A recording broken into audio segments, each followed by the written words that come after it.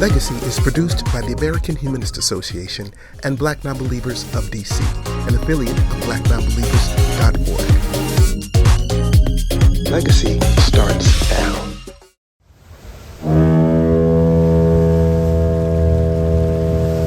We last left off with a newly orphaned Hubert Harrison leaving his native St. Croix for New York City in 1900. Upon arriving in New York, he went straight towards Harlem for a while to live with his sister before eventually branching off and starting his own family. But Harlem would be where he lived for the rest of his life. Starting off as a street orator, he developed into a prominent black activist and intellectual on topics like religion, political organizing, immigration, class, and what was later called Pan-Africanism. At a time when some of the most well-known black leaders were downplaying education or promoting the limiting of it to the black bourgeois, Harrison openly promoted the value of critical learning, self-governance, and the written word for all black people. 100 years later, Harrison's depth and body of work is only now beginning to emerge from obscurity. Author Jeffrey B. Perry draws connections from Harrison straight down through A. Philip Randolph, Richard B. Moore, Marcus Garvey, the Black Panthers, American Socialism, Malcolm X, and many more. Perry rejoins us today on the conclusion of Legacy.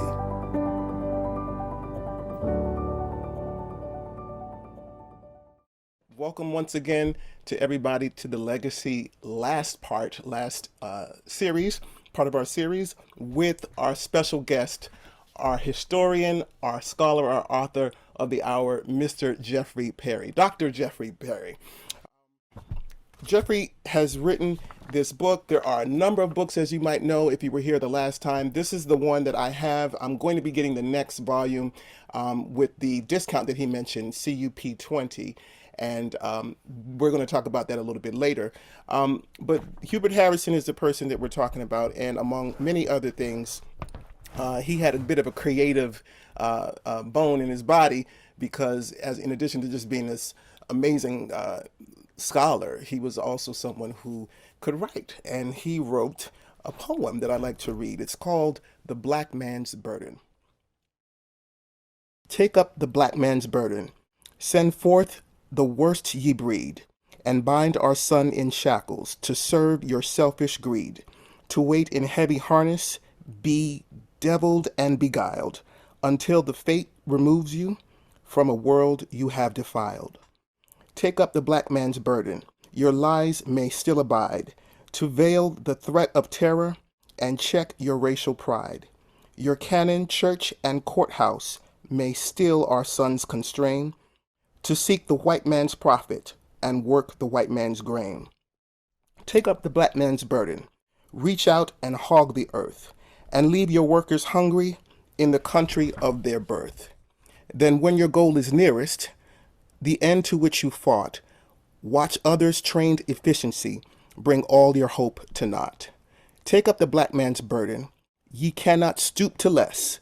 Will not your fraud of freedom still cloak your greediness? But by the gods ye worship, and by the deeds ye do, these silent, sullen peoples shall wait your gods and you. Take up the black man's burden, until the tale is told, until the balance of hate bear down the beam of gold. And while ye wait, remember that justice, though delayed, will hold you as your debtor, till the black man's debt is paid. Ladies and gentlemen, his, her, binary, he, him, and they, and everyone else, please give your attention to our guest of the hour, Dr. Jeffrey Perry. Thank you, Ro, very much. And thanks to Black Nonbelievers DC and to those who are in attendance today. And that poem by Hubert Harrison was a response to Rudyard Kipling's The White Man's Burden, right?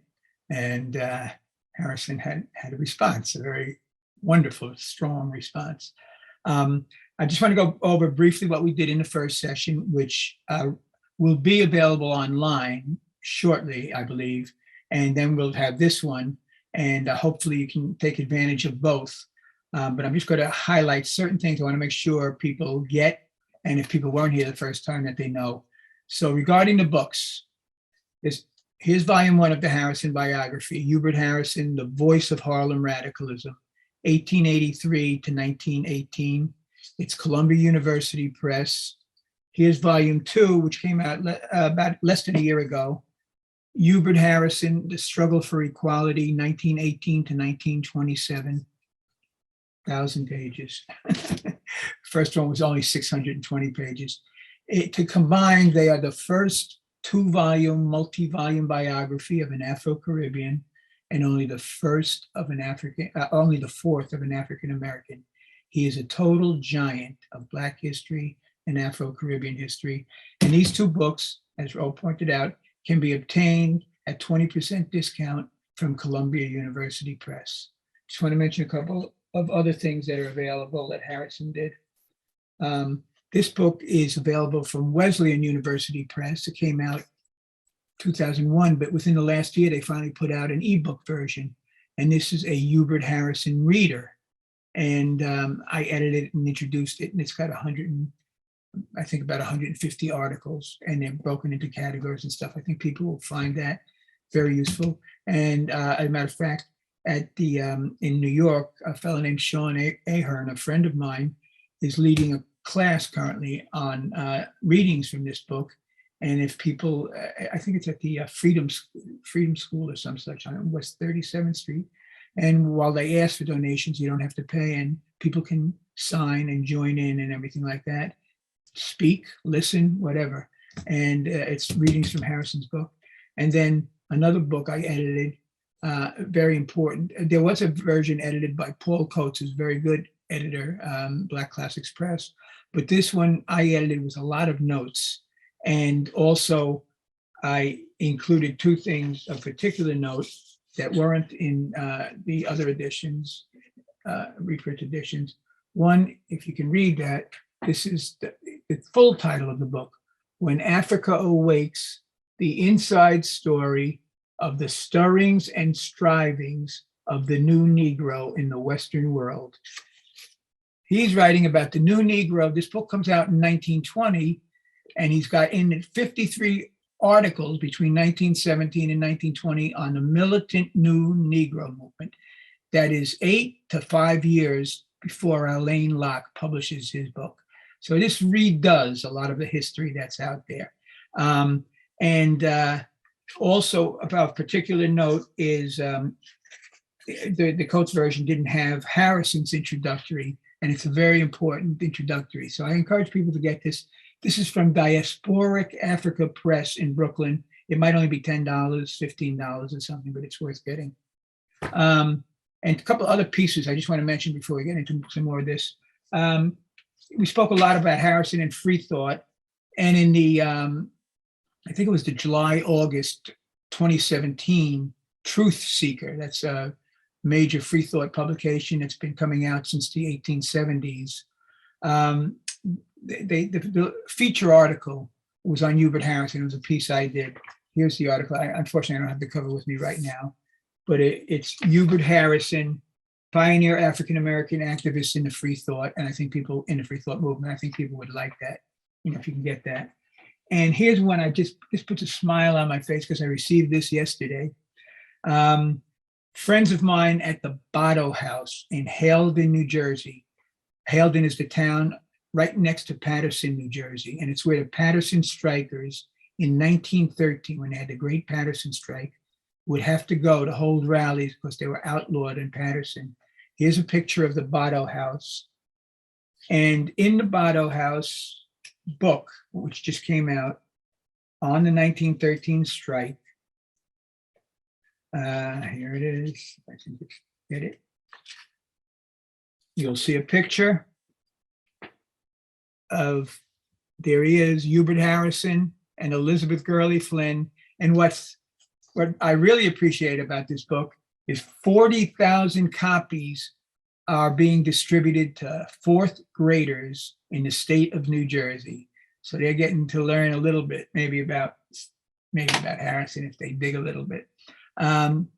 So we got that. Now I want to go over, on the Harrison biography, by the way, both volumes were nominated for the Deutscher Award. They didn't win it. And the second volume was nominated for the Pulitzer Prize. This is serious work, you know? So I want to encourage people to read it.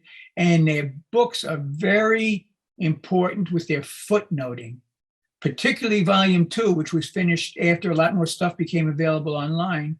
I often have footnotes, not only to Harrison's articles if they're available online, but to the books he's reviewing, complete books, because before 1923, these books can be online. So you can really do your own digging and researching. All right, so I'm going to move ahead. Oh, another thing I want to mention, very important. My webpage has all kinds of free information on Hubert Harrison. And that webpage is www.jeffreybperry.net. That's my name, www.jeffreybperry.net. And particularly in the right-hand column, if you're on a big screen, it's one of the numbered sections is writings, articles, video and audio about Hubert Harrison, some title, something along those lines. And virtually everything there is free. If there's something that's not free, I can't remember it right now. But so I encourage people to go there. Now, I want to move very swiftly through some of the things we covered last time, just for those who might not have been here. But even if you were, just to drive these points home a little bit. The historian Joel A. Rogiers and World's Great Men of Color, amidst chapters on Booker T. Washington, W.E. Du Bois, William Monroe Trotter, and Marcus Garvey, described Hubert Harrison as perhaps the foremost Afro-American intellect of his time and one of America's greatest minds. And Rogiers adds, no one worked more seriously and indefatigably to enlighten his fellow men, and none of the African-American leaders of his time had a saner and more effective program. Extraordinarily high praise. Labor and civil rights leader A. Philip Randolph described Harrison as the father of Harlem radicalism. Oh, by the way, here we go. Father of Harlem radicalism. This is Friends in Newark have produced this shirt. When the first volume came out, they had a different shirt that they produced. And it's nice. It's nice to have them, to wear them. Richard B. Moore described Harrison as above all his contemporaries in the steady emphasis that a vital aim was the liberation of the oppressed African and other colonial people. I'm just skipping ahead from my notes. Okay, Harrison played unique leading roles in the largest class radical movement, socialism, and the largest race radical movement, the New Negro Garvey movement of his era. He was a major influence on the class radical Randolph, the race radical Garvey, and other militant new Negroes, in quotes, that's the phrase they used, and common people in the period around World War I. W.A. Domingo from Jamaica, one of Harrison's friends and followers, explained that Garvey, like the rest of us, Randolph Moore, Grace Campbell, Chandler Owen, Cyril Briggs, all followed Hubert Harrison. Harrison was the leader. He was the pioneer. He also played leading roles in, besides the class conscious movements, in the race conscious movements. So, and a little more specifically, he was the foremost Black organizer, agitator, and theoretician in the Socialist Party during its 1912 heyday. And as a race radical, he founded the first organization, the Liberty League, in 1917, and the first newspaper, The Voice, a newspaper for the New Negro, and a newspaper of the New Negro movement in 1917. Then in 1920, he assumed effective managing editor duties at the Negro World, the paper of Garvey's Universal Negro Improvement Association. And when Harrison was editor, the paper really swept the globe. He was couple other things I just wanted to mention again. Okay. Harrison, besides all this, besides being the most class conscious of the race radicals and the most race conscious of the class radicals, is a key link in the two great trends of the civil rights Black liberation struggle. The labor and civil rights trend associated with Randolph and Martin Luther King, and the race and nationalist trend associated with Marcus Garvey and Malcolm X.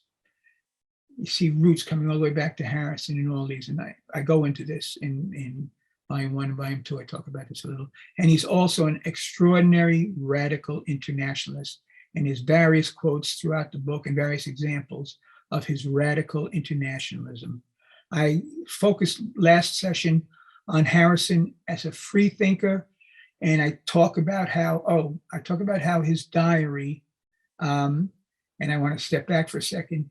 Harrison's papers I placed at the Columbia University Rare Book and Manuscript Library website. You can go to that website, and if you go to their digital collections, you can see Hubert H. Harrison papers. They have put up online over 1,200 items from the Harrison papers, including over 230 pages of his diary for free. You can read them, you can look at them. He writes very clearly. It's eye-opening. And then they also have images and photos and things like this. They've done a very nice job. And in his diary, his second diary, the first one got lost, he writes about how he broke from religion. And he writes, it's a letter to Miss Frances Reynolds Kaiser, an outstanding woman activist in her own right, whose work I detail a bit in volume 1. And he goes, he says he reviewed all the literature and tried to make sense of all the previous literature and the current literature on Christianity, and he just couldn't buy it, so to speak. What had gone was the authenticity of the Bible. That which I had been taught was the word of God. I now had a new belief, agnosticism. I said belief, what I did mean was philosophy of life. And then he says, like Huxley, and he's referring to Thomas Huxley, I refuse to put faith in that which does not rest on sufficient evidence. I chose instead to look the universe in the face, to believe in the sanctity of human nature, and to develop a deep sense of responsibility for my actions. I prefer to go to the grave with my eyes wide open. I love that quote. Now I am an agnostic, as Thomas Huxley was, and my principles are the same. And to Huxley, agnosticism was not a creed, but a method, the essence of which was a fundamental axiom of modern science. Just a few things more. Free thought in the era when Harrison was active, advocated thought free of religious dogma. They emphasized the human origins of the Old and New Testaments, denied the infallibility of the Bible, denied the existence of heaven and hell, emphasized reason over supernatural authority, advocated free inquiry, free discussion, free publicity of ideas, and advocated the scientific method. And I list hosts of very important free thinkers in that era. And I also list important Black free thinkers, including J.A. Rogiers, Claude McKay from Jamaica, Cyril Briggs from Nevis St. Kitts, Richard B. Moore from Barbados, Hodge Kiernan from Montserrat, and W.E.B. Du Bois, as I pointed out previously, as indicated by his biographer, David Levering Lewis, was an agnostic and an anti-clerical, although that wasn't emphasized in a lot of the writings on Du Bois. Harrison starts getting politically active. He's active with the free thinkers a little bit, but he starts getting more politically active around 1909, 1910. He starts working in a post office in 1907. 1909, he gets married. He would eventually have 5 children. But while working in the post office, he starts keeping his own scrapbooks, a couple more of which I have to place at the library, one of these repositories. But in his libraries, he considered Booker T. Washington, his phrase was a subservient. Booker T. said of President Theodore Roosevelt, quote, I will oppose nothing that he wants done and will help forward all that he desires to have done. So Harrison felt that Booker T was conservative And Harrison was very dissatisfied with the Republican Party and its role in advancing the cause of the, quote, Negro. If people remember back earlier, it was said that the Republican Party was the ship and all else was the sea, because that was where Blacks were placing their hope in the Republicans. And but by Harrison's coming of age in 1910, he was very dissatisfied with the Republican Party. And when Booker T goes to Europe and issues some statements, Harrison writes a letter to one of the New York dailies saying, essentially, Booker T, you're free to say what you want, but you should tell the truth. And Booker T and Emmett Scott and the postmaster named Morgan, who the building in New York on West 39th Street, the largest in New York, is named after. Those three got together, and Harrison was summarily removed from his postal employment. It was a devastating blow, which would shape the rest of his life. Harrison also, in this period, right around 1911, he started writing some criticisms of Abraham Lincoln. And it was because, as he was trying to get people to think independently and break from the Republican Party, Republican Party, as I said, the saying was, the Republican Party is the ship, all else is the sea. That was thrown about quite a bit. And Harrison wanted to have people take a deeper look. He understood Lincoln did some good things, but he developed some criticisms in some talks he would give in some writings. And I'm just going to point out a few things about Lincoln that Harrison wrote that people might not be familiar with. In his August 27th, 1858, Freeport, Illinois debate with Stephen A. Douglas, Lincoln explained that he was not opposed to the fugitive slave law. He was not in favor of abolishing slavery in the nation's capital, and he did not desire to have Congress exercise the power of abolition. Among other Lincoln statements that Harrison would later cite for later use were, I am not, this is Lincoln, I am not nor have ever been in favor of bringing about in any way the social and political equality of the white and black races. I am not in favor of Negro citizenship. I have no objection to the proposed Corwin Amendment prohibiting federal interference with slavery being made express and irrevocable. That's what the amendment would do. We'd make slavery irrevocable. And he said, no, I don't want to interfere. I don't want to interfere with any efforts prohibiting that amendment, prohibiting the making of slavery irrevocable. And finally, Harrison stated that Lincoln liked to cite, my paramount object of this struggle, this is the Civil War, is to save the Union and is neither to save or destroy slavery. If I could save the Union without freeing any slave, I would do it. All right, moving on now, Harrison gets fired by Booker T. Harrison also has criticisms of W.E.B. Du Bois in this period. Du Bois is the main alternative amongst Black leadership to Booker T. And Du Bois is the editor of the Crisis magazine. And Harrison's criticisms, particularly on Du Bois and the notion of the talented 10th, who Du Bois says are the educated and gifted who must be made leaders of thought and missionaries of culture among their people. Harrison argued that the talented 10th hadn't provided leadership that was needed. They should come down from their Mount Sinai and get amongst the people. And Harrison didn't think that the, quote, colored leadership was preordained to lead. He got very active in the Socialist Party in 1911 and 1912. He wrote the first major series on Blacks, on the Negro and socialism in The Call in 1911. That was New York Weekly, and in the International Socialist Review in 1912. Some of his major ideas included that racial oppression was socio-historical, not biological. He advocated a new litmus test for socialists, championed the cause of African Americans as a revolutionary doctrine. He proposed that the duty of all socialists was to oppose race prejudice, and he initiated a colored socialist club. Socialist Party in that period was divided essentially into two main wings: the political evolutionary socialists who wanted to reach socialism by elections, etc., and the industrial revolutionary socialists who wanted more direct action. And Harrison tried to appeal to each wing and saying, well, if you want votes, you need Black votes.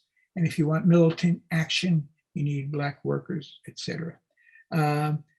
He thought the answer to why no socialism in the US concerned the failure to challenge white supremacy and engage the African-American population more directly in the struggle. To another couple of sayings from Harrison in this period. In 1911, he wrote, "Politically, the Negro is the touchstone of the modern democratic idea." And I mentioned last time, touchstone, please remember what it is. It's a black stone. You rub the metal against it to see if it's the gold or whatever metal you're trying to determine is really what it's purported to be. And it's a great metaphor because you take any social issue and how are Black people faring, housing, education, welfare, etc., and what are we going to do about it? So Harrison writes, politically, Negro is a touchstone of the modern democratic idea.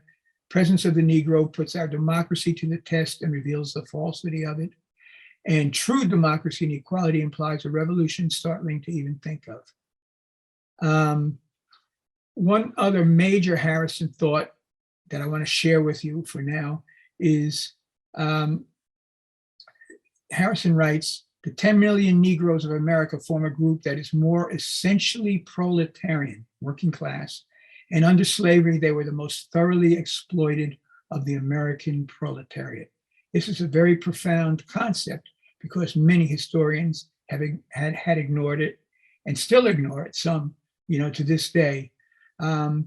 And his voice, his thoughts there are later echoed by W.E.B. Du Bois, and particularly in Black Reconstruction in 1935. But understanding Black workers as proletarian is important for three major reasons. It helps us to see and learn from examples of valiant struggles in labor history. Too often, the Black struggles were excluded from labor history, and we didn't draw from them the importance of them. Two, it helps to tear the covers from centuries of white labor betrayal and apologists. White labor didn't support Blacks because they weren't part of the labor movement. That's those type of arguments. And three, and this is what Harrison's, I think, is very important, and it leads to the work of Theodore W. Allen, the other person I write about, who writes about the invention of the white race. But by understanding Black enslaved labor as proletarian, it helps us to understand the invention and role of the white race as a ruling class social control formation in response to labor solidarity. So all this stuff, again, is mentioned in volume 1 and in the talk last time. So I just want to, the other things, again, Harrison spoke as many as 23 times a week. He went down to Wall Street and spoke on socialism for hours, on socialism in a precursor to Occupy Wall Street. He campaigned 23 times a week for Debs in the 1912 presidential race. And he supported the Industrial Workers of the World, the IWW. He was with Elizabeth Gurley Flynn, Big Bill Haywood at the Patterson strike, what I mentioned earlier. And Harrison eventually, because the Socialist Party didn't take up the cause, Harrison wanted them, before the 1912 convention, he said, Southernism or socialism. He wrote to them, what's going to be the direction of this party? And they didn't even address it. And he got increasingly disenchanted with the socialists, some of their practices and their failure to struggle strongly against white supremacy. So by 1914, he was leaving the Socialist Party, and he put forth what I think was arguably the most important thoughts in relation to the Socialist Party in the early 20th century, and that was, he argued that it was one of the most, arguably the most profound but least heeded criticism in US left history. He stated simply that the Socialist Party, like the labor movement, has insisted on white race first and class after, that it put the white race first before class. And it's too bad that we didn't learn from that and draw from it and, address it for the past 100 years or so. So after Harrison leaves the Socialist Party, those last quotes, I put the word white in brackets because that's what he's talking about. They're not exactly how he wrote it, but that it put race first is what he said. Harrison gets involved in 1914-15 in Radical Forum, free thought, free speech, birth control activists. He teaches at the Modern School with free thinkers and others. And then between 1915 and 1917, we see the founding of the new Negro movement as Harrison begins to move towards building a new Negro movement that would be race conscious, internationalist, and mass-based, a movement for political equality, social justice, civic opportunity, and economic power, geared toward the Negro common people and urging defense of self, family, and race in the face of lynching and white supremacy. He was urged in that direction by Gertrude Johnson, who worked at the 135th Street Public Library, Gertrude Cohen, excuse me, who worked at the 135th Street Library, and James Weldon Johnson, who was a writer for the New York Age, the city's leading Black weekly, and also the author of the Black National Anthem. And also influenced by Charles Gilpin, whose work he appreciated. And in watching Gilpin on the stage, Harrison commented how the Negro theater of that period revealed the social mind of the Negro. So he tried to draw lessons from the theater. And as he would do throughout his life, he'd work on and think about the interrelation between art and politics. As he was founding this new Negro movement, A. Philip Randolph and Chandler Owen followed him. He started to try and build this race unity movement from the bottom up. Harrison commented, the fault with previous efforts of leaders was that the uniters, such as Booker T. Washington and W.E. Du Bois, had generally gone at the problem from the wrong end. They had begun at the top when they should have begun at the bottom. To attempt to unite the intellectuals at the top was not the same thing as uniting the Negro masses, the key to racial solidarity. Interestingly, in his 1940 autobiography, Dusk of Dawn, Du Bois reached a similar conclusion, but he didn't reach that conclusion when Harrison was alive. Harrison founds the New Negro Movement in 1617. It's consistent with all those beliefs and practices that I just described, and it's not dependent on whites at all. He wants to mobilize the Negro's political power and things that were within the Negro's control without depending on or waiting for the cooperative action of white people, because it might not come. Founding meeting was June 12th, 1917 on 132nd Street. Rally, Harrison called a rally. Woodrow Wilson had just led the US into World War I to make the South safe for democracy. And Harrison said on his flyer calling for the event, said, let's make the South safe for democracy. And Adam Clayton Powell Sr. was there, spoke. Harrison was a featured speaker, and also coming up to speak on the stage that day was Marcus Garvey, young Marcus Garvey. It was made clear that Harrison's Liberty League represented a breaking away of the new Negroes, as he explained it, from the grip of the old-time leaders. It opposed lynching, segregation, disfranchisement. It advocated enforcement of the 13th, 14th, and 15th Amendment and federal anti-lynching legislation. It advocated for a political voice, militant armed self-defense, and It was very internationalist and expressed its responsibility to the 1,700 millions who are colored, black, and brown and yellow, and who seek to live free from the domination of a white minority. Very interestingly, the Liberty League developed a tricolor flag whose colors were black, brown, and yellow. And Harrison explained, because that's the colors we are. And within a few years, Garvey would adopt a tricolor and switch the colors to black, red, and green, which people now know today. But in this period, 1917, Garvey joins Harrison's organization. For people familiar with Marcus Garvey, he really doesn't join anyone's organization, but he joins Harrison's organization.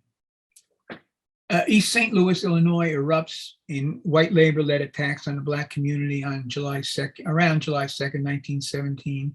Harrison writes major editorials and calls for a major rally in protest of East St. Louis, over 1,000 people in Harlem, which I just will point out, East St. Louis, Illinois is only 12 miles from Ferguson, Missouri, where about 4 years ago there were major protests over a killing in Ferguson.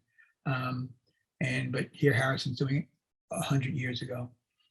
He writes his first book, which is actually a collection of his writings. It's entitled The Negro and the Nation in 1917.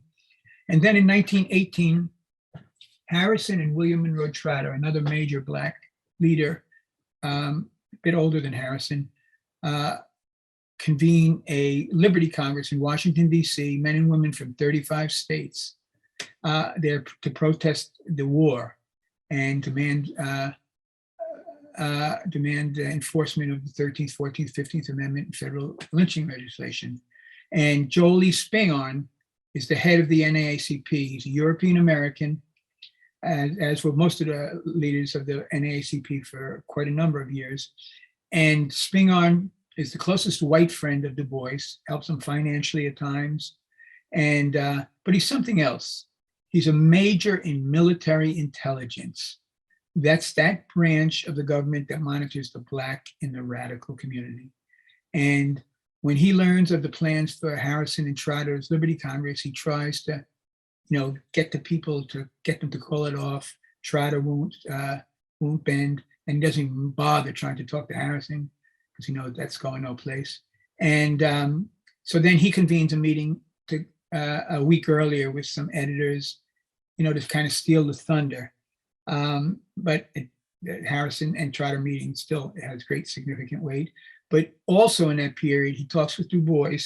And I can't say that Du Bois makes his own decisions, but within that period, W.E.B. Du Bois, who is now the most prominent Black leader in the country after Booker T. Washington's death, writes an editorial in 1918 entitled Close Ranks. And in it, he argues, let us, while this war lasts, forget our special grievances. And I put in parentheses what they were: lynching, segregation, and disfranchisement, and close ranks shoulder to shoulder with our own white fellow citizens in allied nations that are fighting for democracy. We make no ordinary sacrifices, but we make it gladly and willingly with our eyes lifted to the hills. That's Du Bois's editorial. Harrison takes him to task for that, as do others, because Harrison and other Black leaders in particular know what the special grievances are. And they say essentially, Du Bois, we may disagree on the war, but you don't have to take it there. You don't have to advocate forgetting our special grievances. These should be put forward constantly. And I kind of end volume 1 with that, but I also begin volume 2 with that, just as people transition.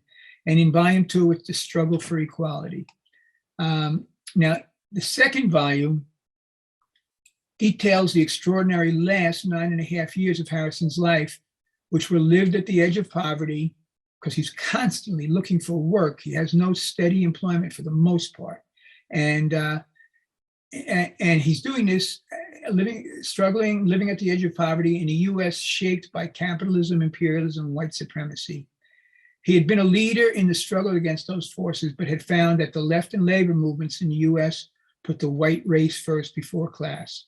In that context, he deemed it a priority to work at developing an enlightened race consciousness, radical internationalism among Negro people, especially the common people, in struggles for political equality, against white supremacy, and for radical social change. This second volume is presented in roughly chronological order and has 4 broad sections. Part 1 is 1918 to 19, covers his pioneering, seminal, and long ignored writings and work that gave direction to the militant New Negro movement he had founded and led. Part 2, from 1920 to 1922, details his outstanding contributions and influences as a writer for the editor of the Negro World, discusses his differences with Marcus Garvey, as well as his differences with Black socialists publishing the Emancipator. These are people like A. Philip Randolph and Chandler Owen, and makes clear that Harrison's writings and literary influence, including his book review and Poetry for the People columns, contributed significantly to the climate leading up to Alain Locke's 1925 publication, The New Negro. Parts 3 and 4 in this second volume cover the period.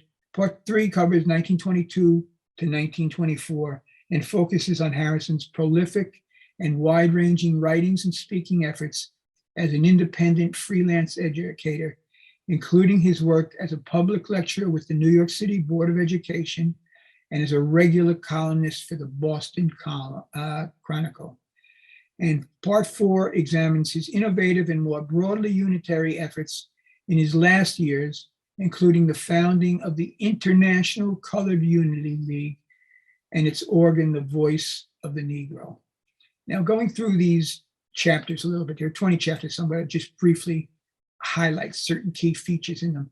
In the first chapter, we discuss Harrison's return to Harlem.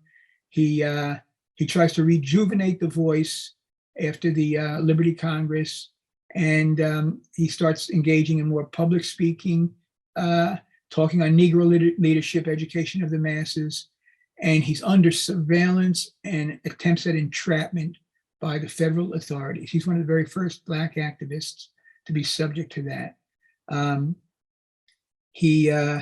His family was living at the edge of poverty, and at the time, 1918, he had a wife and 4 daughters. His fifth child, a son, William, would be born in 1920. Harrison, when he resurrected The Voice, had an all-Black publishing company, which included a lot of working people. Majority were working people.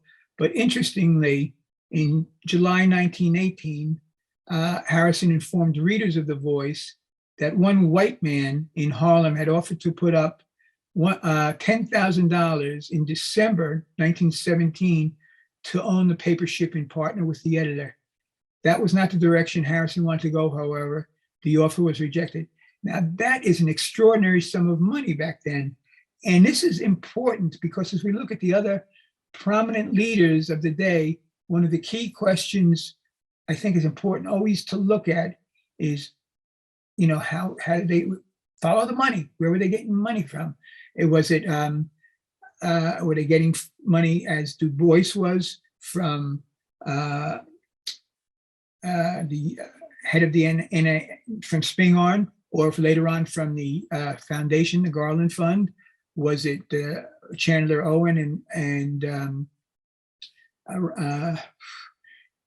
Chandler Owen and A. Philip Randolph getting money from the Garland Fund, and before that from the Socialists?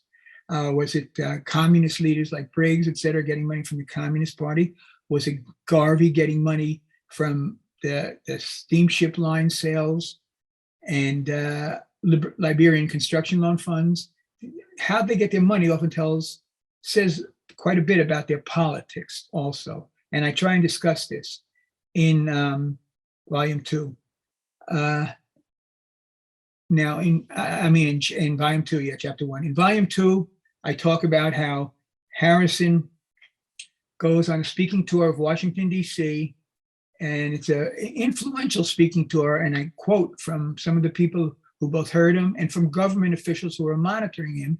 And why it's particularly important is later in that year, cities across the country, major cities like Washington, Chicago, etc., erupted in the face of violence as troops returned home and everything after World War I. And some of these people saw the influence of Harrison's talks on the masses as being significant, and they were not going to just take things the way they were before and stand them. And we go into that in volume 2. In volume 3, I talk about Harrison's next newspaper venture. He last publishes the Voice in 1919 January, but in July to December 1919, another publication appears. It's called The New Negro, and Harrison becomes principal editor for August, September, and October. And it's emphasizing New Negro radicalism.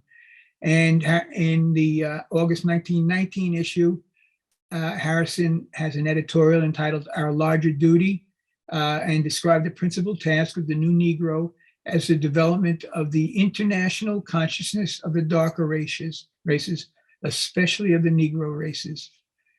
In the August 1919 New Negro, as the Currents Flow editorial, Harrison proclaimed the New Negro a fait accompli.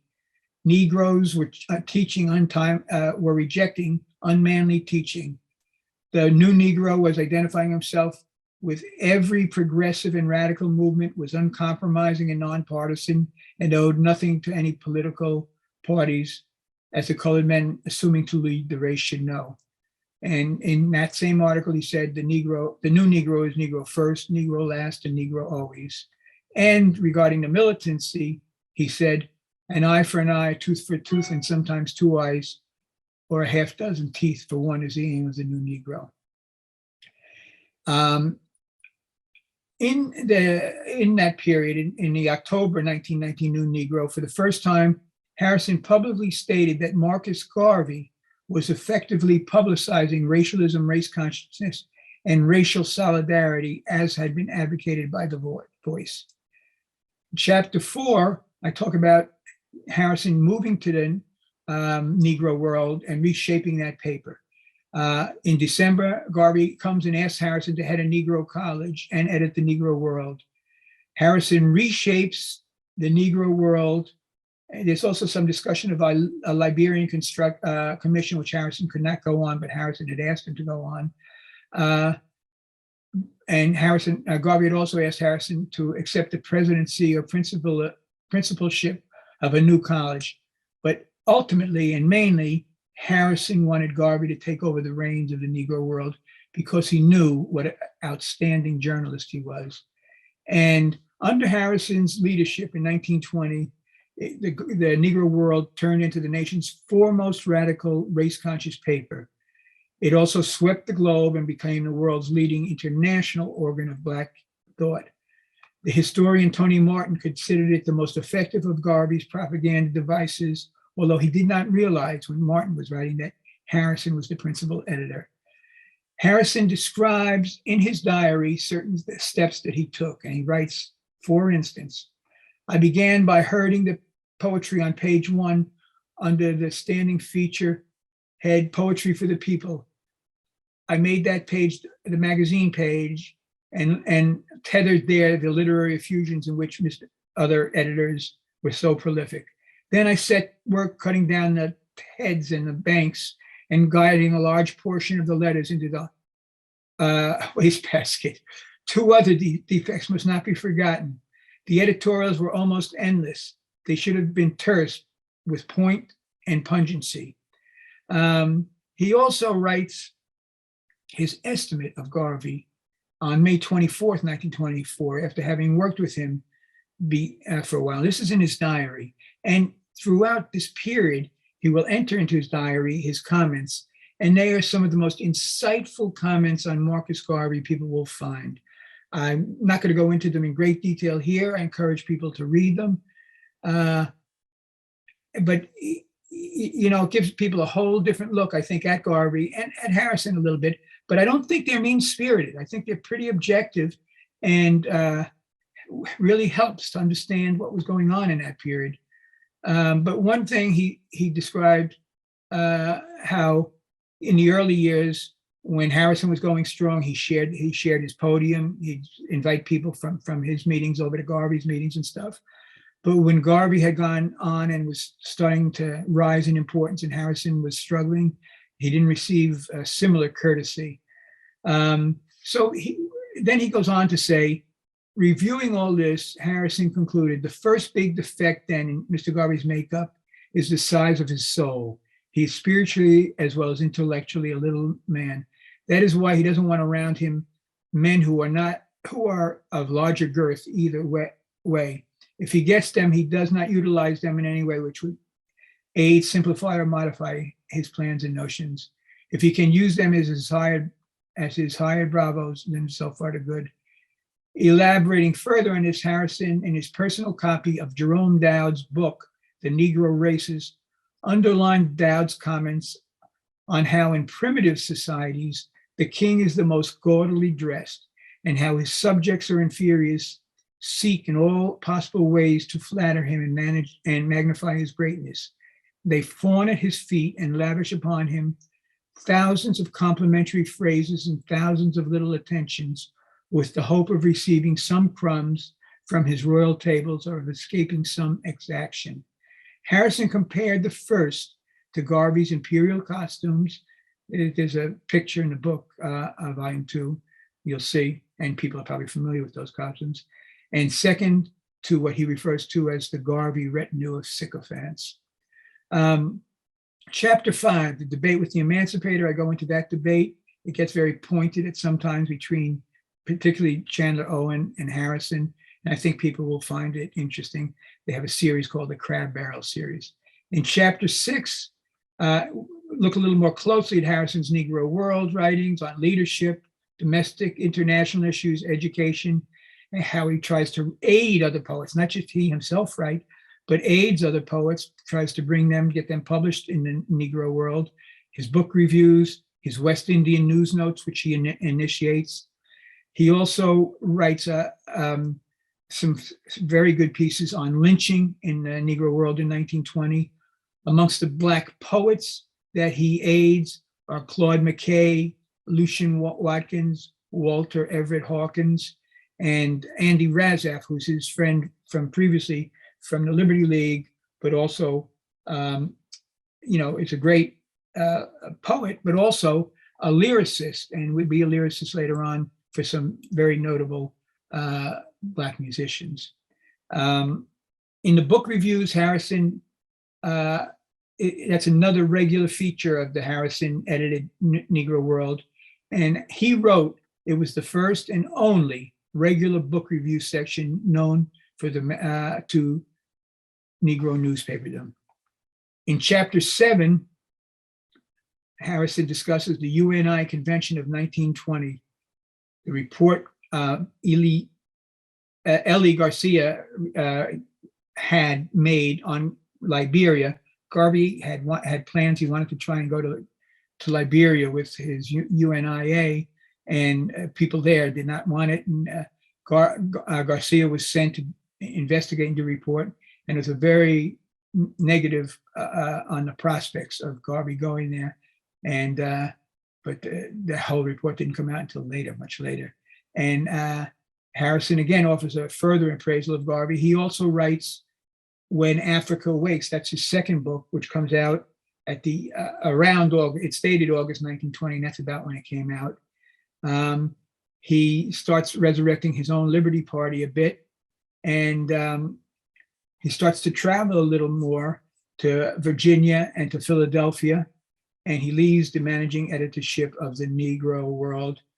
And then I have a little section including Harrison's major ideological influences on Garvey. Regarding the editorials, book, and theater reviews, he does a section, there's a section on Harrison's meditations, which was in his papers. He'd have a whole section on meditations, and they're very thought-provoking. And I would encourage people when they get to volume 2 to take a look at them, because I try and include quite a number of them. And he also writes on the Ku Klux Klan, the lineup on the color line. He does book reviews on the Negro in America, on Thorstein Veblen, a very popular writer in the day. Does more theater reviews, but he's constantly having financial difficulties. But again, he's got all these other columns going now. West Indian News Notes he had started, Poetry for the People, all that he had started. On book reviewing, Harrison offers what I think is some wonderful words of wisdom on book reviewing. And I'm going to read just 2 paragraphs of it for you. He writes, and this passage that he writes on how to review books has been picked up by Scott McNamee and others, prominent book reviewers today. And he writes, remember that in a book review, you are writing for a public who want to know whether it is worth their while to read the book about which you are writing. They are primarily interested more in what the author set himself to do and how he does it than in your own private loves and hates. In the next place, respect yourself and your office so much that you will not complacently pass and praise drivel and rubbish. Grant that you don't know everything, you still must steer true to the lights of your knowledge. Give honest service. Only so will your opinion come to have weight amongst your readers. Remember, too, that you cannot well review a book on African history, for instance, if that is the only work on the subject that you've read. And it's great integrity he takes to his book reviewing, and compared to some of the book reviews I've seen and dealt with over the years, I fall back on Harrison. I say, wow, he's really very strong in this. In chapter 9, I get into covers 1920, continues to cover his book reviews, Lincoln and Liberty series, but also his Lafayette theater reviews and work on Negro actors. And also some pieces on D. Hamilton Jackson, who's his student boyhood friend from St. Croix and the leader, the activist trade union leader in St. Croix. And they've been in touch, and there's more correspondence with Jackson discussed there. Harrison would also be in touch with Rothschild Francis, another Crucian, a labor activist and political activist, as well as other people, one of whom I mentioned earlier before we went on. One of his close friends was a fellow named James Canagata, who, for those familiar with the theater, may know his son, Canada Lee, who in the late 30s, 40s, and 50s was a very good Black actor. He changed his name to Canada Lee, but he was son of James Canagata, and others, a number of others. Tulsa erupts in May 31st, June 1st, 1921. That's Tulsa, Oklahoma. Harrison writes some very insightful pieces on that. And we go to chapter 12, and that's the period of Garvey's arrest. And I discuss the background to Garvey's getting arrested. Garvey's ultimately convicted on mail fraud. But I review a lot of the literature, Garvey's charge, Harrison's statement and memorandum, because he was interviewed, as were many of the Black leaders, on Garvey, how the pressure on Garvey mounts. I also detail how Garvey Harrison for a short period taught chiropractic at the New York City School of Chiropractic. And that's essentially what I talk about in chapter 12. In chapter 13, he's continuing his search for work, and he does a little work with the single tax movement. He's struggling for citizenship and is able to obtain his citizenship in 1922. This is after many years. And again, I think I mentioned last time, but on his citizenship papers, let me just change my view here. On his citizenship papers, Harrison is listed as white, and I go into details on that because there was a lot of difficulty for Crucians getting citizenship papers, particularly Black Crucians. And he starts to develop his Board of Education, his first Board of Education lectures. Let's see, then we move to the next chapter, January 1923, December 1923. This chapter is very interesting because I spoke at the Botto House recently in Halden, and I mentioned how in January 1923, there was a cross, I think it was January 1923, I might have the date slightly off, a cross burned by the KKK on Garrett Mountain, which is the mountain overlooking Paterson, New Jersey. The KKK was resurrecting itself in the 20s in the Midwest, and they were trying to move into New Jersey. And Harrison, ever brave and dauntless, goes out to Paterson and delivers a critique of the KKK and a challenge to them. And there were a few of them that tried to heckle him, and according to all of the papers that covered it, he put them totally in their place, and he challenged them to come back for a more serious debate, and they didn't show. But Harrison, as I said, he's very bold, very dauntless. In this chapter 14, I also have some assessment by Harrison of Garvey and his trial, and I think people will find it very interesting because two of the articles, I believe Harrison, if he didn't write himself, he influenced greatly. They were for New York paper.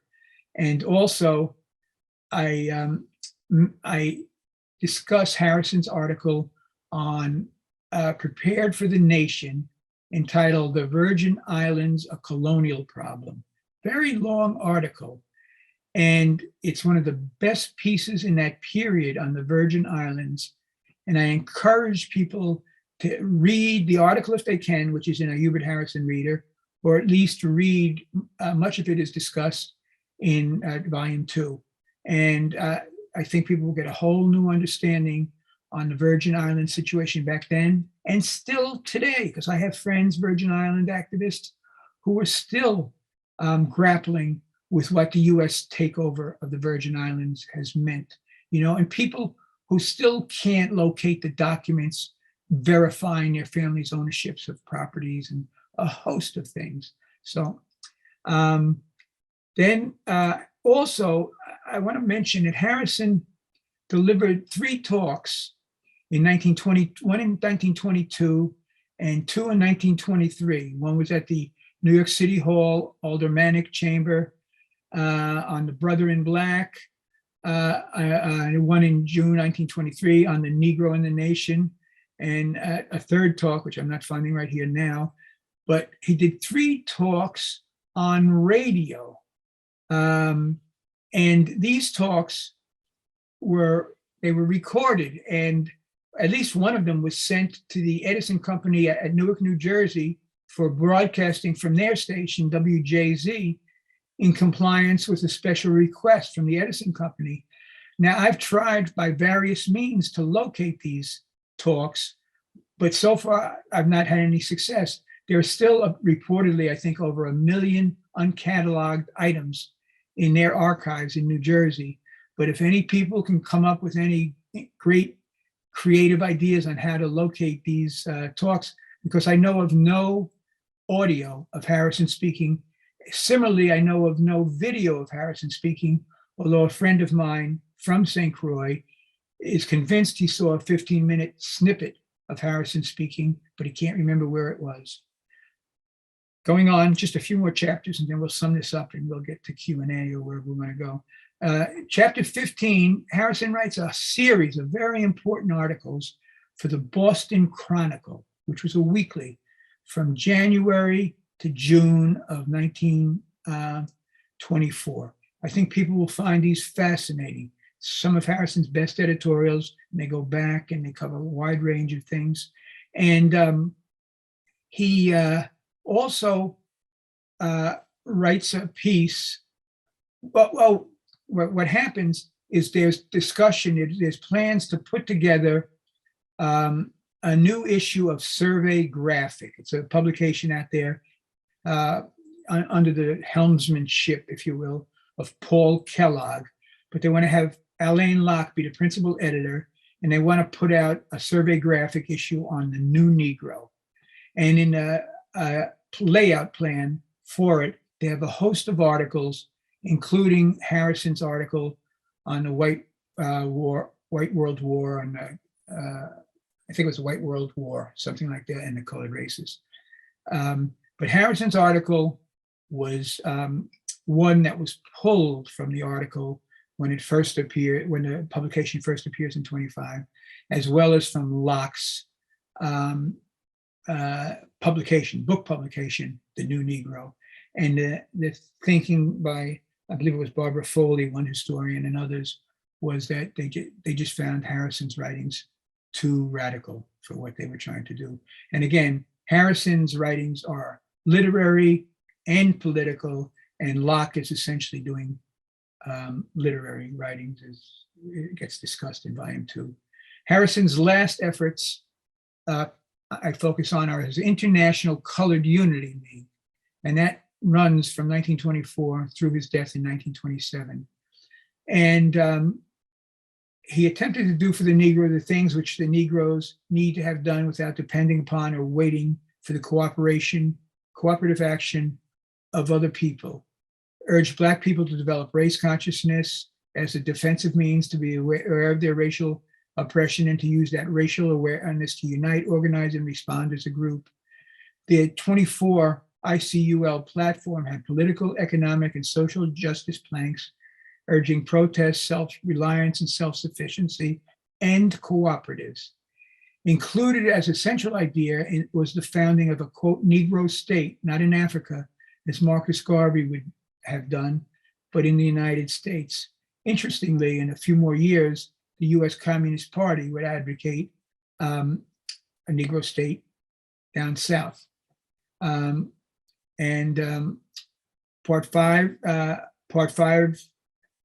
four, is the final section. In 1924 into 25, besides doing work with the ICUL, he does a Midwest tour. Harrison does a Midwest tour, and he goes out to the Midwest trying to campaign, particularly campaigning against the Klan. But he's not getting paid the money he's supposed to be getting paid. It's very difficult times, but he comes back. And then he begins again, or picks up again, his New York City Board of Education lectures. He also has, he works with Amy Ashwood Garvey, the first wife of Marcus Garvey, ghostwriting a book with her on the rise and fall of Marcus Garvey. And there are various editions of it, not published, but around. And he also has an affair with her for a while. And this is all discussed in the book. And he also is on the founding committee of the New York Public Library Negro Collection, which is the committee that grows into the Schomburg Center. He's one of the officers along with Schomburg. And so he's staying very active in the Harlem community. And then again, throughout 26, he's lecturing for the Board of Education. He does this for 4 or 5 years. He lectures for the International Colored Unity League. At NYU, he lectures. He lectures at the Harlem Educational Forum. He lectures at the Workers' School in the Communist Party and Institute for Social Studies. His Lafayette Theater Strike, he does a Lafayette Theater Strike. He gets involved in that and sides with the Black workers against a union that he didn't think was representing them enough.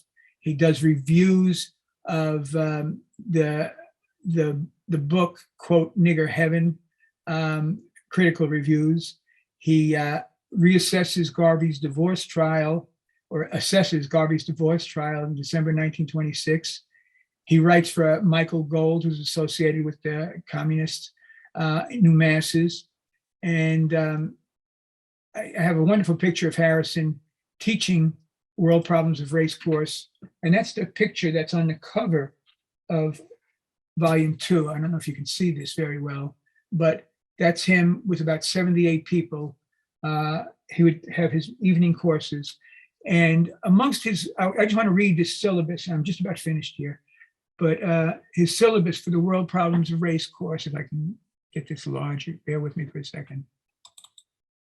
Okay, chapter 1, the rise of the modern idea of race, ancient and modern views contrasted, race theories and definition, influence of prejudice upon race theories, the measurement of intelligence. Next lesson, expansion and dominance of Europeans. I'm going to cut out the subtitles. The third chapter, the Black Man's Burden, Africa. Fourth, the race problems in America. 5, India and the British Empire. 6, China and the powers. 7, Japan, the Frankenstein of European imperialism. 8, the revolt of Islam. 9, culture and religious aspects of race. 10, the nemesis of white imperialism. This is just extraordinary, the breadth of his writing. Let me just come back now where I was. I just want to finish this up.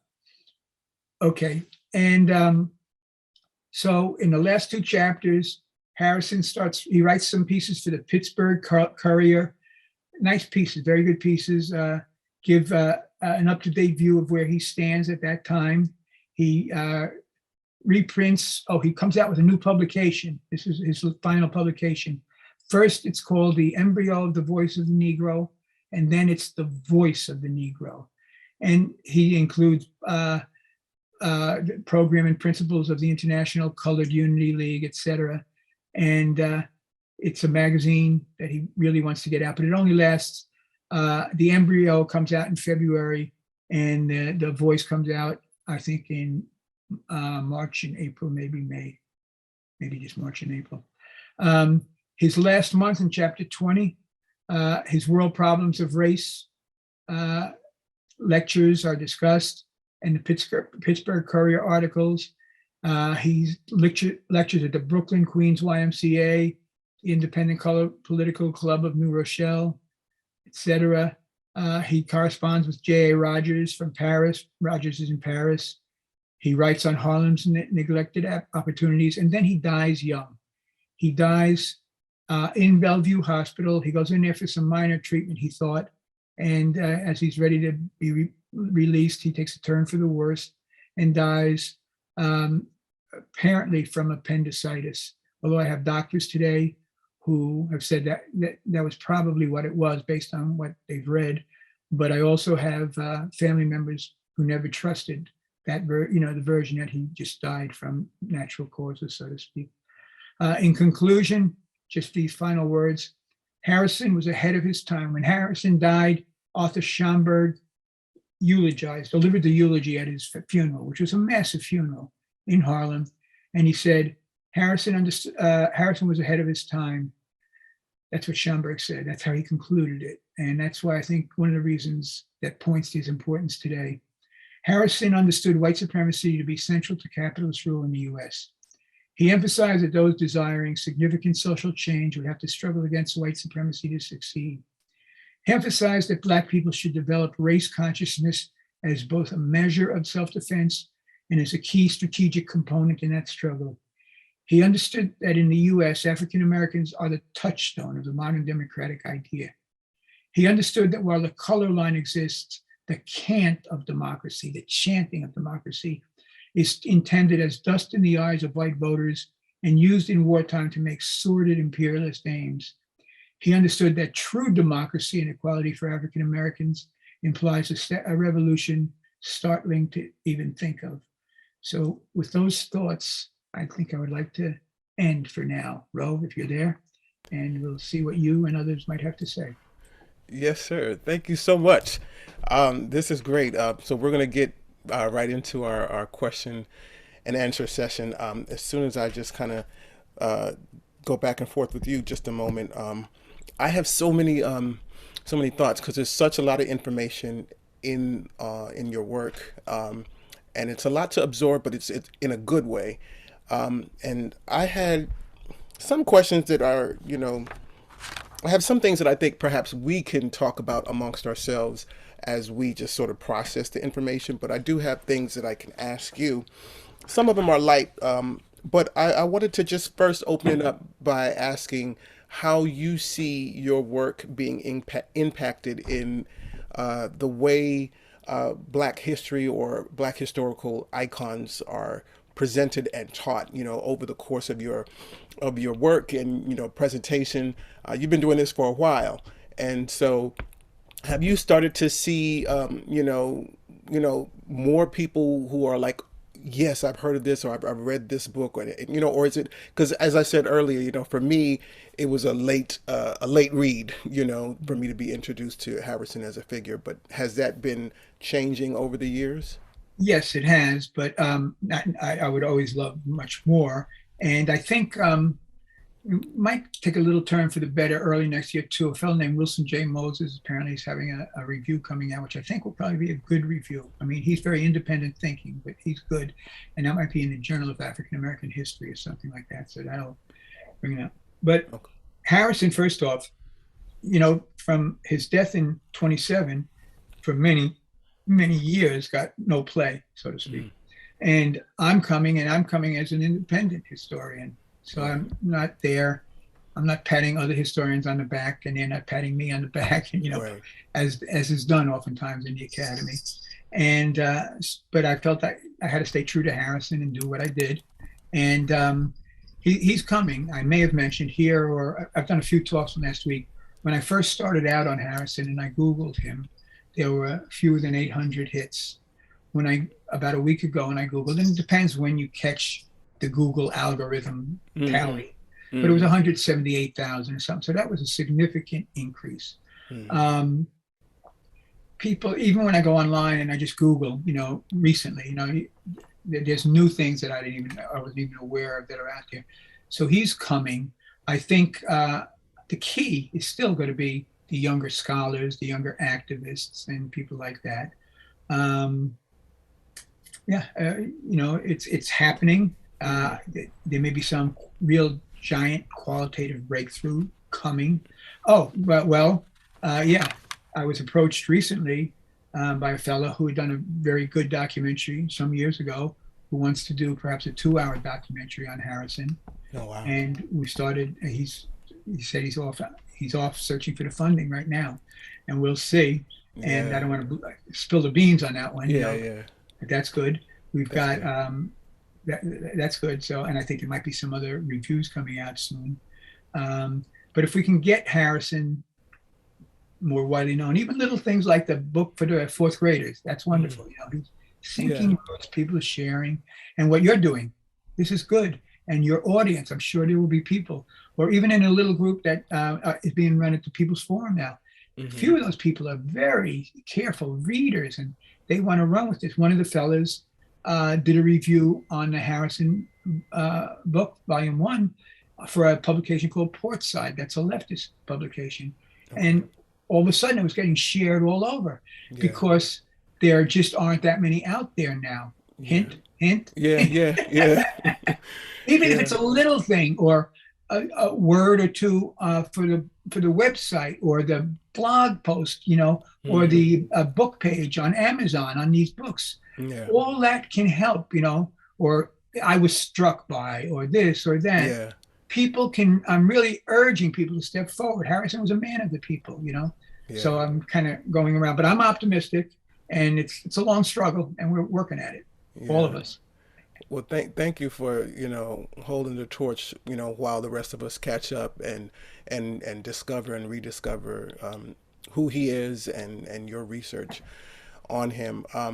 I have, it's interesting that, the person that, we hear so much about in Marcus Garvey is in some ways, certainly the more I have studied Marcus Garvey, and now with Harrison, you don't want to idolize people because people are human and they have flaws and faults and so forth. But it almost seems like the more virtuous of the two is Harrison and not so much Garvey. And that comes through in the book and as well as in other research. You talk about, Garvey by comparison was a capitalist, unashamedly. He was an imperialist. He had a good sort of, I guess, intention in terms of his solidarity toward race, but the way it was expressed was at the expense of other people in terms of, once again, capitalism and imperialism in a way that would ultimately create problems, not just for him, but for other people, in Liberia, for example, in terms of just money and all kinds of things, and introducing people into a demographic who haven't been there and who haven't been tied to the land and so forth. Whereas Harrison is contrary. Go ahead. You will find so much on what you're just talking about. That is very interesting, good comments, I think, that you're offering. You'll find so much in this volume too, because at times Harrison says, what he's doing, I just couldn't do. Yeah. He wouldn't want that type of a following and things like that.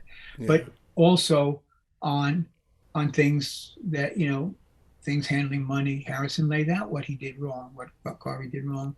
But, for people to say, oh, Harrison's just, jealous or something like that, that's not the case. And he talks. But I also document so many of the leading contemporary figures were raising these issues, and people don't know about it, But then what I also document is Garvey was probably the most litigious of all his contemporaries. He's filing suits against, like Trump. Yeah. He's filing suits against everybody, Yeah. But I think it's best that the younger generation handle this. I've laid it out there, and then you got to assess, and you can pick up on themes within it, Yeah. But you'll see some comparisons with contemporary people too. Yeah, there's definitely, in all of the research, there's that tension between organizing and racial consciousness and solidarity politics, and the sort of the threat of patriarchy and in some ways toxic masculinity that we might call now, that goes not just from Garvey and through Harrison, but it reminded me of commentary that I've read about Toussaint Louverture, in terms of the ostentatiousness of their presentation and how they modeled themselves after imperialists, essentially emperors and so forth, and how that in some ways has contributed to their downfall in some way. Just sort of taking on that persona and having those blind spots is something that, that in some ways, befell all of them at some point or another. I thought that was interesting. Yeah, and in Harrison, particularly in Volume 2, you'll see a lot of things. Harrison had a number of affairs. I mean, but he stayed married to his wife and supported his 5 children as best he could, which isn't always done, Right. And but he documents this stuff in his diary, some of it, not all of it, but as he says in his diary, I'm writing this stuff down, not necessarily to make myself look good or not, just I'm going to look back on it, and maybe others will come and look on it. Yeah. And I'll see, as with virtually almost all his contemporaries, a certain male emphasis, in his writings and things like that. But then I've got a woman from from Oklahoma who's got a journal, Drusilla Dungy Houston. She has some wonderful correspondence with Harrison. Augusta Savage, a sculptress, good relationship with Harrison. He tries to help her when she's trying to study abroad. And then there's other dimensions of Harrison that I found fascinating when he goes to the annual gay dance in Harlem, and he describes it.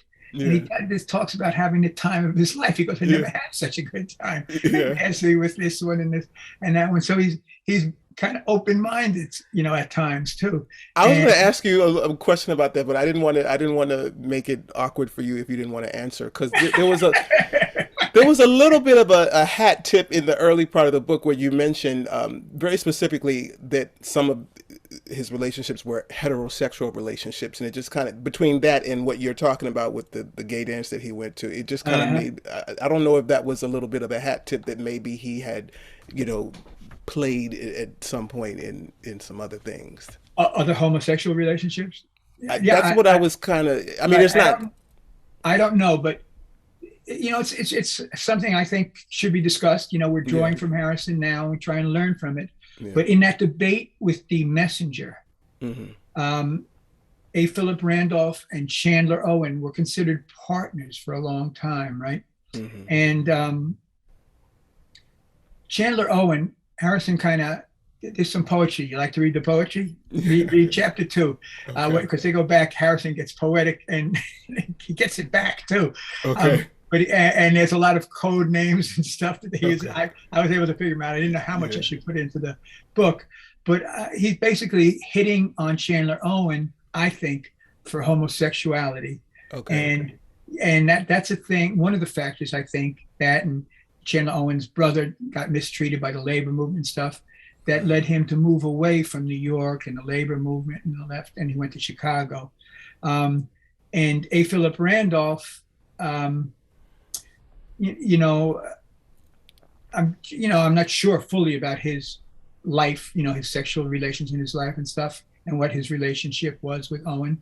But I think people, could, investigate more if they're of that mind. They want to look into it.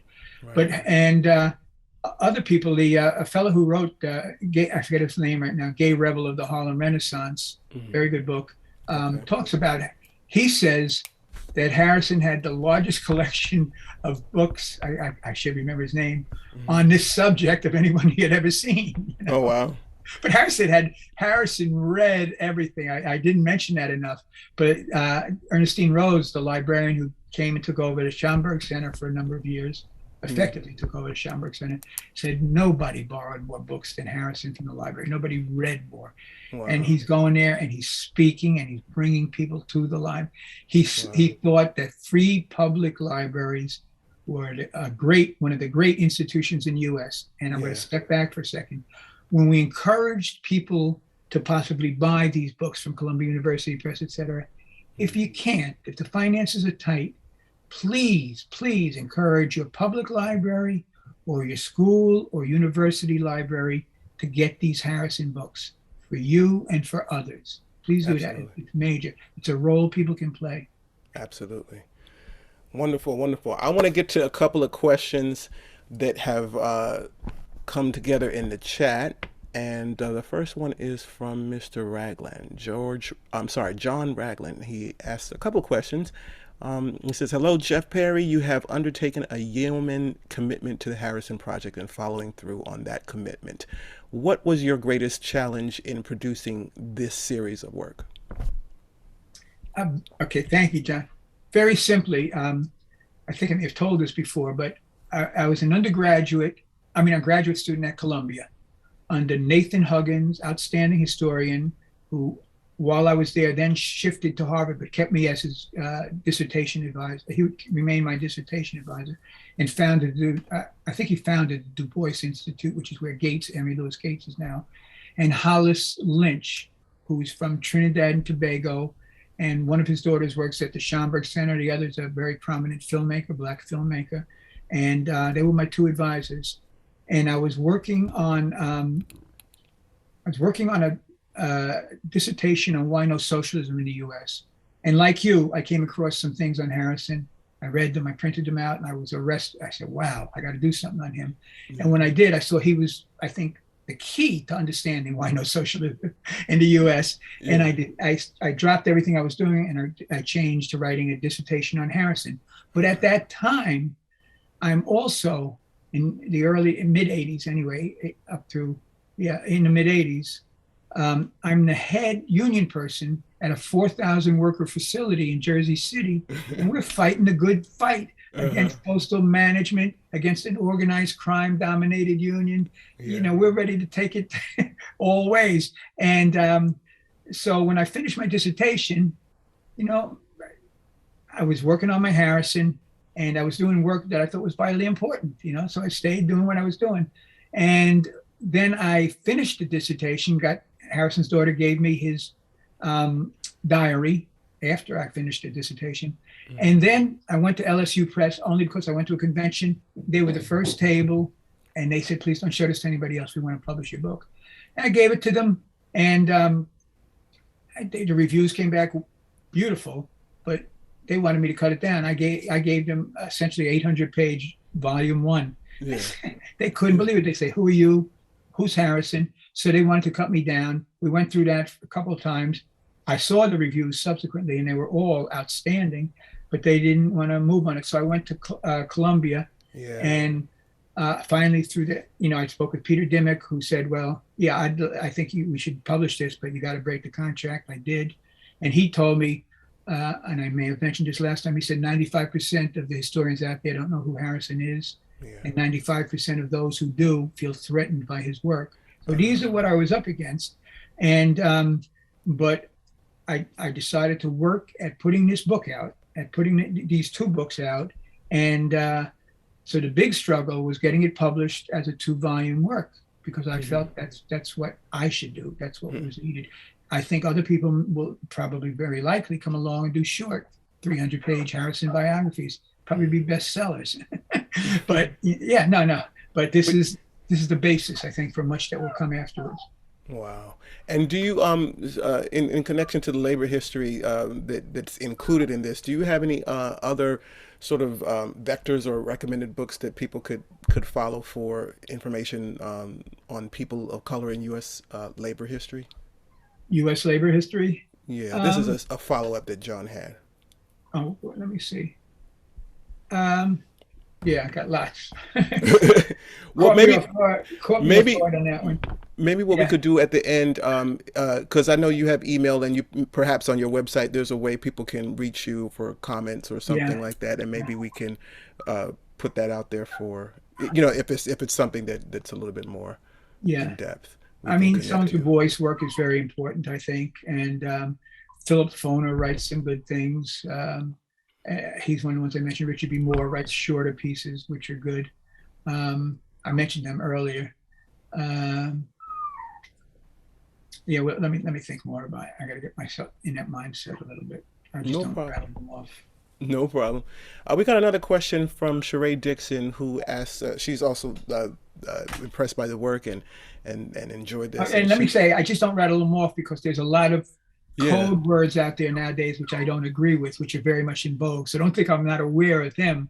But I'm not just going to throw that out there because it's in vogue, because I got some issues with them, as does, I think, Ted Allen, Theodore W. Allen stuff, but that's for later, I got you.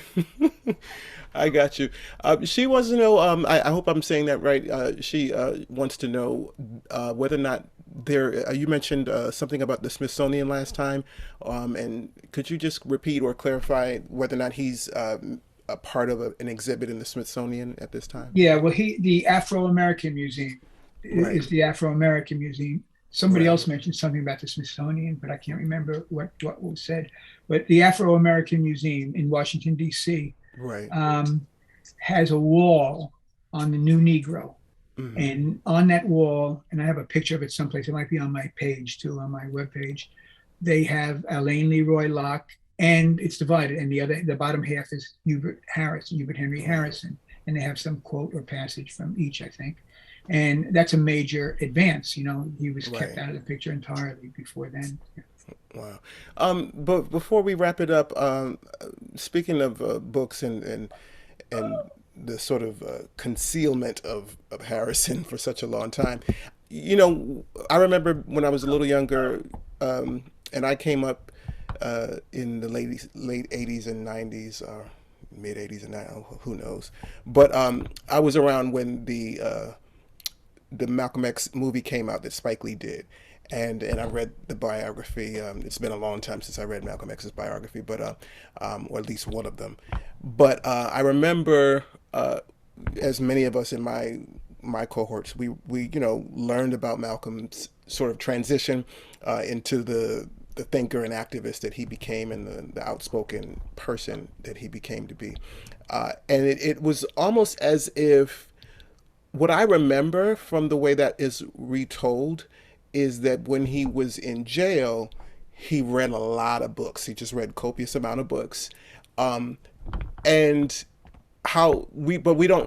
didn't get an impression of what he was reading, I should say. So there was a scene in the movie, some of you all might remember, where there's a dictionary and he reads black, the color black, and then he starts to associate, all these negative, words and ideas with black, and then positive associations with white, and he begins to have an enlightenment moment, and he takes that further on and says, why is it that such and such is always negative if it's black? So long story short, my question is, is we didn't get a good sense of what he was reading outside of a dictionary, right? Like, at least I don't recall, maybe someone else can correct me, but I don't recall there being that sense of who he was reading. Now, his mother was a Garveyite, right? Or maybe both parents were His Garveyites. mother was a reporter for the Negro World, Garvey's paper, and his father was a Garveyite preacher. Yeah. Right. And so I'm trying to get a sense of, was Hubert Harrison, like, do you think it would have been reasonable for him to, or for us to think he was reading any of Hubert Harrison's work, or was it, what do you think about that in terms of I what don't he know. was reading? I think if he would have read it, he probably would have commented on it. That's what I really think. Okay. So I don't know. Mhm. I don't know that he was aware actually of Okay. Harrison. That's unfortunate, because he certainly could have run with it. I Yeah. don't think he rejected it. I have no indication he rejected Harrison as not important. Yeah. But I've seen no indication that he was familiar with Harrison. Um, so I guess that's the answer. But Harrison, just on what Harrison read, you'll get a pretty good feel from his papers and from all his reviews. He read widely. I mean, he just read in all areas. And that's particularly comes out in volume 2, but also in volume 1. His book reviews cover wide ranges. And I think there's over 70 or 80 book reviews, and I think I also mentioned previously, in his last years, he was even teaching himself Arabic because he was reading the Quran, not Right. because he was so religious, but religion of so many people. Yeah. But he read, and he used to, until 2, 3 in the morning, he would read. Right. That appears various times in his diary Wow. or in his papers. Wow. Well, this has been a wonderful trip for us, and I just can't thank you enough for joining us and just accepting our invitation to speak and teach us about this great giant of history, of American history, but of Black American history and Caribbean American history. Yeah. This has been, like, for me, like, such a highlight. I hope everybody listening and watching, I hope you're learning something, hopefully along the same lines that maybe you just didn't know, like I did, because this has been, like, super, super eye-opening. And I think this is going to be a good subject just to foreshadow a little bit. I think that this would be a good subject for us to maybe just have a little ongoing conversation about, for those of us who get the book. So maybe we can, come together and read it, and then maybe in a month or two talk about it. This is the first volume again that Jeff is talking about. Can you raise up the second one again, Sure. the one that you have, and tell us again the code that you were talking about? Code is CUP20. Can you see that? Yeah, I see. Okay, so This yeah, is he's Hubert got the one. Harrison, the struggle for equality, 1918 to 1927. Sweet. Yeah, and this first one is 1883 to 1918. So Yeah. that his picks up where this one leaves off. And also worthwhile is this, a Yes, Hubert Harrison the reader. reader, and that's now available in ebook also from Wesleyan University Press, and this one from Diasporic Africa Press in Brooklyn, Mm-hmm. $10 or $15 only. When Africa Awakes. And the webpage, www.jeffreybperry.net.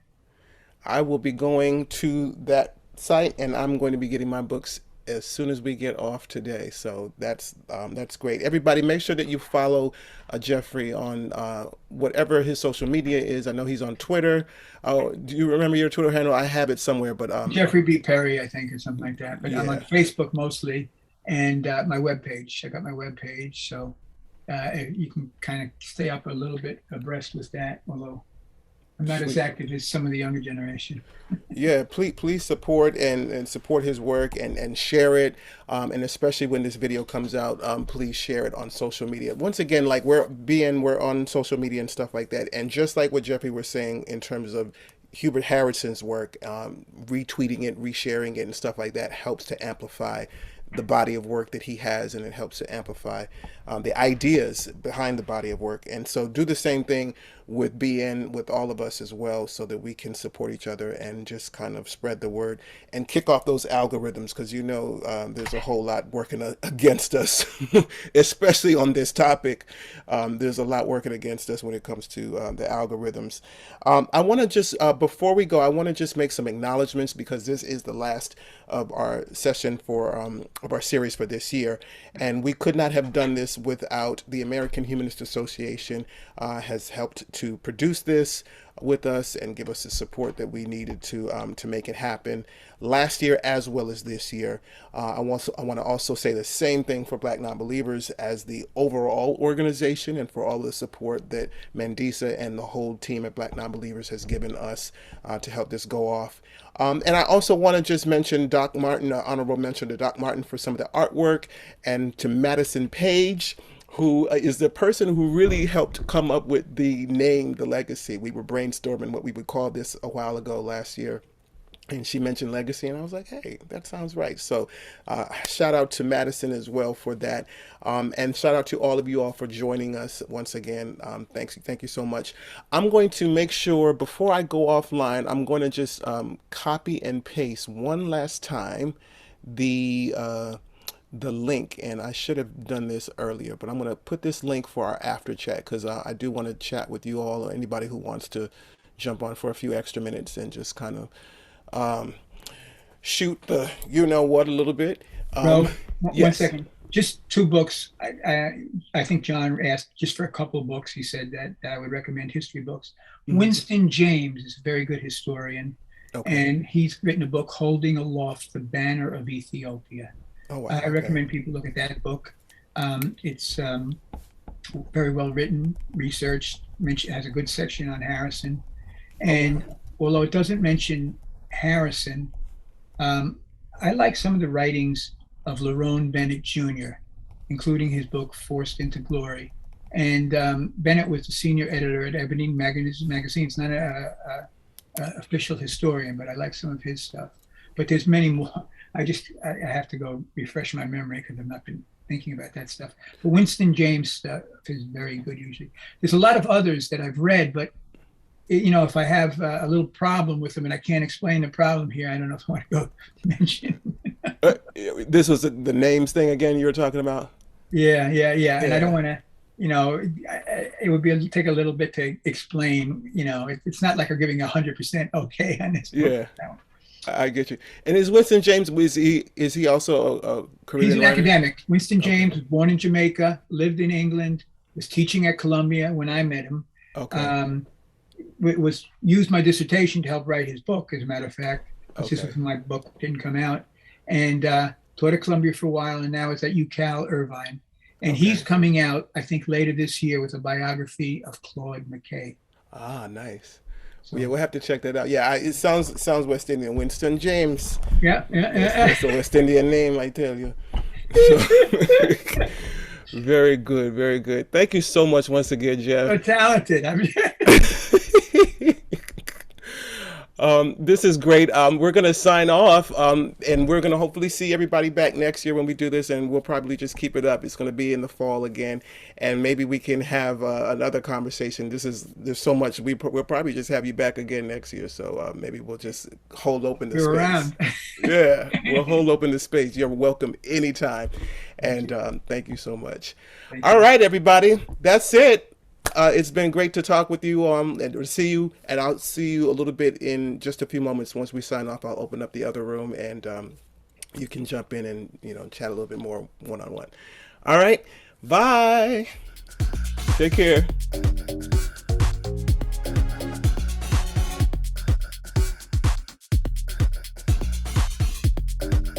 Legacy is produced by the American Humanist Association and Black Nonbelievers of DC, an affiliate of BlackNonbelievers.org.